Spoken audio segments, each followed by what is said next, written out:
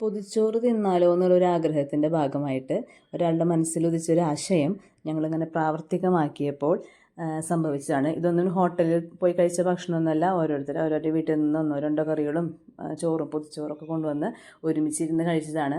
അപ്പോൾ ഇപ്പോൾ പലതരം ട്രെൻഡുകളുടെ ഒക്കെ ഒരു കാലമാണല്ലോ. അപ്പോൾ ആ ട്രെൻഡിൽ നിന്ന് വ്യത്യസ്തമായിട്ട് ഒരു പൊതിച്ചോറ് ട്രെൻഡ് ആയിക്കോട്ടെ. അപ്പോൾ ഇത് ആ വീഡിയോസിലൊന്നും കണ്ടിട്ടില്ല. അപ്പോൾ ഇത് ചിലപ്പോൾ ഒരു പക്ഷേ ഞങ്ങളുടേതായിരിക്കും ഈ ഒരു കോൺട്രിബ്യൂഷൻ. പണ്ട് സ്കൂളിൽ പഠിക്കുമ്പോൾ പെരുന്നാളുകൾ അതുപോലെ പൂരം ഇതൊക്കെ കഴിഞ്ഞ് വരുമ്പോൾ അതിൻ്റെ പലഹാരങ്ങളൊക്കെ കൊണ്ടുവരും. ക്ലാസ്സിലുള്ള എല്ലാ കുട്ടികൾക്കും കുറച്ചാണെങ്കിലും ഒരു ചെറിയൊരു കഷ്ണം ഉണ്ടാവുള്ളൂ. എന്നിരുന്നാലും എല്ലാവർക്കും ഷെയർ ചെയ്യാറുണ്ടായിരുന്നു. ഇപ്പോഴത്തെ കാലത്ത് അത് മാറി. അതായത് പണ്ടത്തെ ആ കാലത്തിൻ്റെ ഒരു കണ്ടിന്യൂഷൻ ആണെന്ന് തോന്നിയിട്ടുണ്ട് ഇപ്പോൾ പല ട്രെൻഡുകളും വരുന്നത്.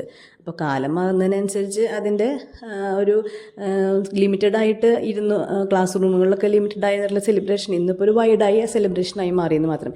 എന്നിരുന്നാലും കോൺസെപ്റ്റ് സെയിം ആണ് അല്ലേ? അപ്പോൾ ഇഷ്ടമാണെങ്കിൽ ചാനൽ സബ്സ്ക്രൈബ് ചെയ്ത് സപ്പോർട്ട് ചെയ്യാം. Okay, thank you.